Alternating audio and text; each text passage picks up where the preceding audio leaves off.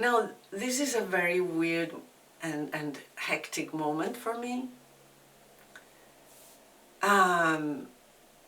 Emotionally, I have very strong emotions, and lately, I mean, I think I said it on the other video, I wanted to go and live on a camper. Actually, yesterday I went to the cinema and to see Nomadland,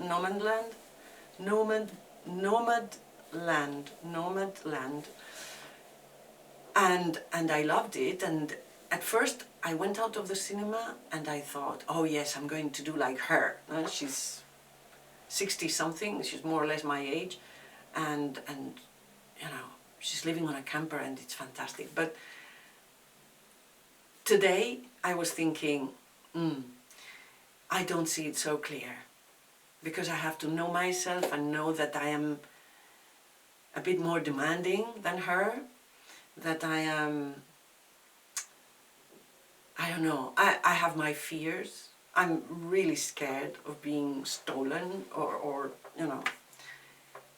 So it's like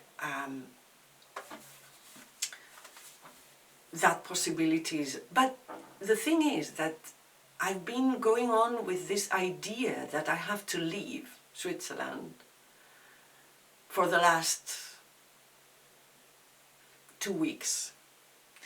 And this morning I had like 3 possibilities. Like, one is the camper. The second is to go close to Luxembourg, not in Luxembourg because it's very expensive, but close to Luxembourg, like in Belgium, because I have seen that you can, I mean, I have found on the internet a little farm, very little farm, little home in the countryside, close to the border with Luxembourg. And it's like 500 euros per month. It's just wonderful, you know, it would be great for me and my dogs.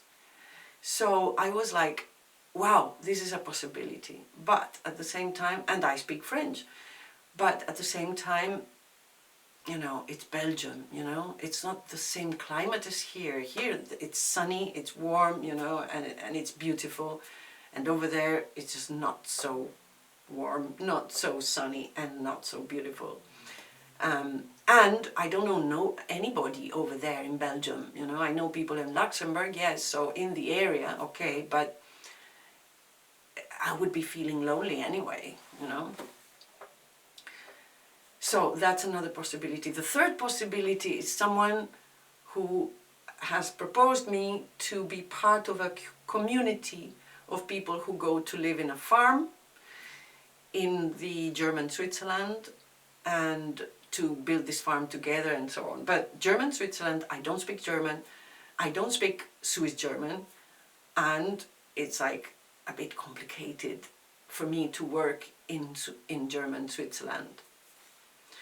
So, but nevertheless, this morning I had an argument with one of my neighbors who always, because we take turns in the laundry. There is a communal laundry, and we have turns. Okay, so today it was my turn, and yesterday it was her turn. And she always, every week, I go there in the morning to wash my clothes, and there's her clothes that she forgets, you know, every time. And I've told her 1,000 times, and she still does it. So today I had an argument, and I started to shout, and I exploded, and I felt terrible afterwards. But anyway, so this was another thing that said to me, I'm leaving this place, I'm going away. But I'm wanting to leave Switzerland because I have this belief. Okay, I've tried to work, and normally my work is online, so I'm working with Italians, I'm working with people around the world, but not with Switzerland. I've done projects in Switzerland, but very little, really very little. And I've been proposing my work to many people, you know, but people then don't respond and so on. So I build up this belief that they don't want me here, you know, that because the Swiss people are very much, very traditional and not for change, you know, they don't want anything to change. Well, this is a little bit of cliche, yeah?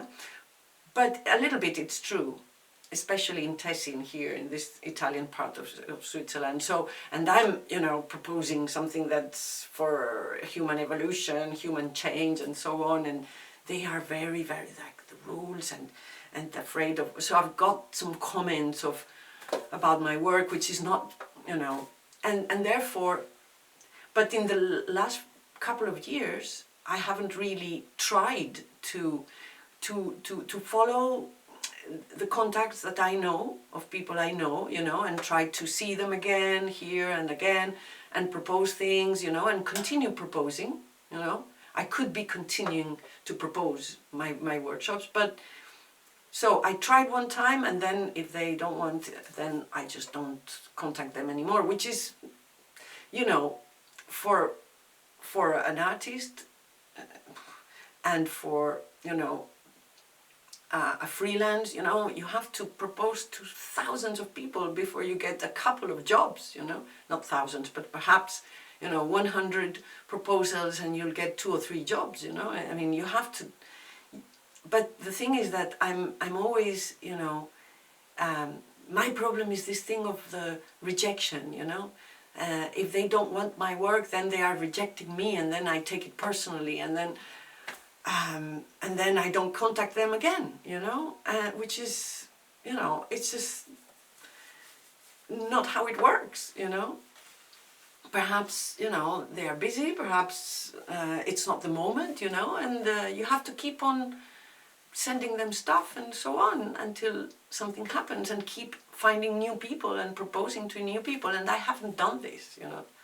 So anyway, so I had this belief and then this argument with my neighbor, and then this morning I was like, okay, I have to go, and I was like rushing into this thought that I have to go, and then I said, well, the best thing is to do the I-Ching, the oraculus, the Chinese oraculus. And I thought, well, okay, let's do that. And it's funny because it always works. And it came out that it says that this desire, this drive to want this and want more and want this and want more, and these emotions. So if you guide yourself through this desire and these emotions, then you lose your inner independence. Magic word again, independence. Then you lose, you know, the fact that you don't believe that slowly and carefully, you know, the road that is slow and careful, you know, and it's more stable, you know, and that it works, you know, but like without these beliefs, you know. So I said to myself, well, okay, I understood it. I'm in an emotional rush, and this is absolutely not the moment to take such decisions, you know. So I thought, well, I'll give myself more time, I'll give myself more thought, and I'm going to listen to myself, first of all, you know, to try to be emotionally independent, yeah, and believe that anything is possible, first. Second, to start selling or throwing away or giving away my stuff, because I'm full of stuff, my house is full of stuff, and it's just useless because it's stuff that I never use, stuff that I don't want, it's stuff that is just useless, that it's here and it's a weight. So I'm going to get rid of the weight, first of all, yeah, and then secondly, yeah, what was the second, and then thirdly, I'm going to really try to break that belief and really invest my energy on finding work here, on finding people with whom I can work here, yeah. And I've been doing that already. I've been doing my first efforts. So these are the three goals that I have for the next few months, and I'm going to give myself time to listen to myself and to listen to see what is the best thing that I can do. Yeah, so this is what I've decided, and I'm feeling much better actually, because that rush, I thought I'm going to find myself really. So when I read in the I-Ching, it said this attitude, this rush, emotional rush, only leads to danger.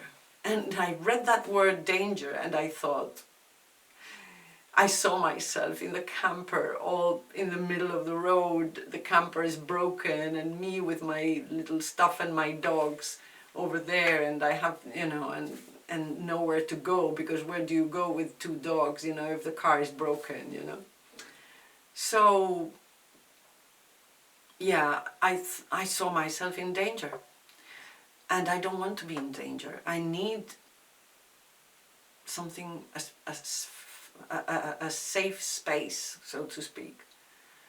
In Nomadland, Fern, this woman, she felt safe but she didn't have two dogs, I don't know, it's complicated, and although the idea is wonderful, but I'm not sure that it could work for me. So yeah, for the moment, these 3 goals are the best thing I can do, and this weekend I'm going to really start throwing stuff, and starting to sell stuff, because I have loads of stuff to sell, Okay, yeah.